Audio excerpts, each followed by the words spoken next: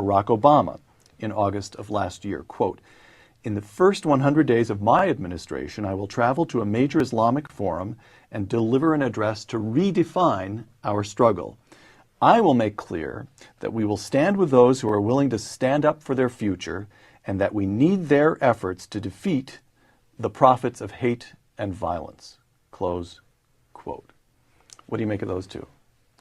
I think Barack Obama has a lot more faith in verbal interactions than I would. What he's proposing under the guise of change is what has been tried for 2 decades between the two world wars, and which failed disastrously in helping to bring on the Second World War. Barack Obama's plan for defense spending as of last year, I'm quoting his speech, "I'll stop spending $9 billion a month in Iraq. I will cut tens of billions in wasteful spending.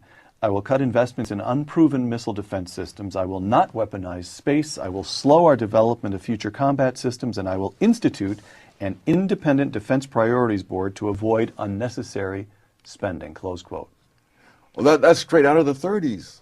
There were people who were saying Britain should not. The British Labour Party in the early to mid 30s voted consistently against defense spending, and they argued that our security does not depend on armaments, but on disarmaments. And so when Chamberlain went to Munich to talk to Hitler, it wasn't just his own party, the conservatives, who applauded him when he came back. It was the Labour and liberals as well. He was probably the most lionized man among Western leaders, perhaps, of the past century. You mentioned I think you would call it a naive view of world affairs, that he places a great deal of faith in rhetoric, the ability of rhetoric to solve global problems. This reminds you of the 1930s. It reminds you of Neville Chamberlain. Yeah. I read you a quotation of the notion of spreading the wealth around, and again you said that's perfectly pure socialist doctrine from the 1930s. Would you argue that this man is the most left-wing, or the purest embrace of the unconstrained vision that we've seen in American politics since when? Since the New Deal? Since there's been American politics. Really? Yes. Yes. I mean, even FDR, pulled back on some things. But Obama really, he does have the unconstrained vision, which is really an elitist vision. It says, I know what is the best to be done, and I will do it. When he says, I will change the world, you realize this is a man who has actually accomplished nothing other than advancing his career through rhetoric. And it reminds me of a sophomore in college, who thinks that he can run the world because he's never had to run anything. And you can believe that only until you have personal responsibility for consequences. And that's when it gives you a little bit of humility.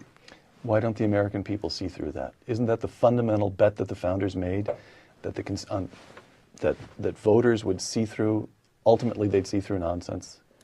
Yes, but that was before nonsense became a large part of the curriculum of our educational institutions.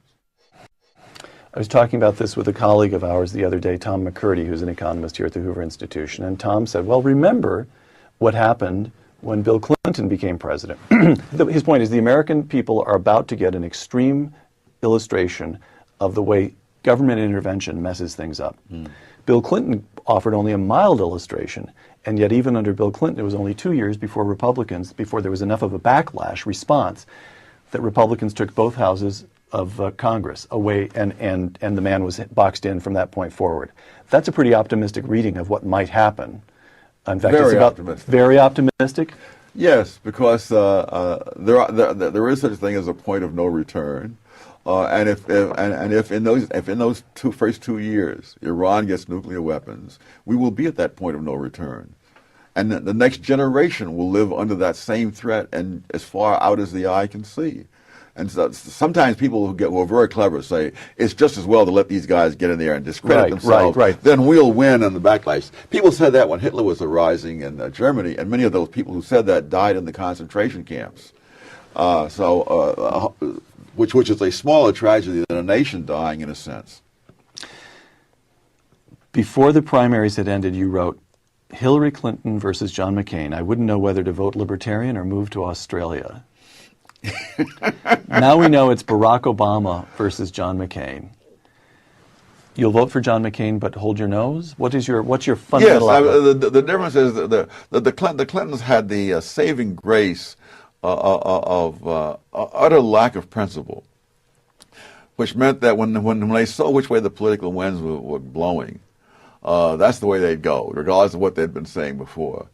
This man has been a far-left ideologue for 20 years, and not just a matter of ideology. I mean, people who are truly vile people. We're not talking about just people who have a certain theory. Bill Ayers. I mean, Acorn. I'm talking thuggery as the way to get your ideas across. Father Flagle. You go down the list. I judge people by what they've done, not by what they say, particularly when what they say is the direct opposite of what they've done. So that, no, I think this man really does believe that he can change the world. And people like that are infinitely more dangerous than mere crooked politicians. Final question. Let's suppose that the Wall Street Journal is right. Let's suppose that Barack Obama wins and that the Democrats increase their majorities in both the House and the Senate. Let's suppose all of that. What would be your advice to young people dedicated to free markets, individual liberty, and broadly speaking, to the constrained vision that you write about in A Conflict of Visions? What do you do if something like this happens? You do whatever you find you can do under those conditions, which you can only learn by experience. But it's a little like saying, what advice do you give to someone on death row when they come to take him down to the gas chamber?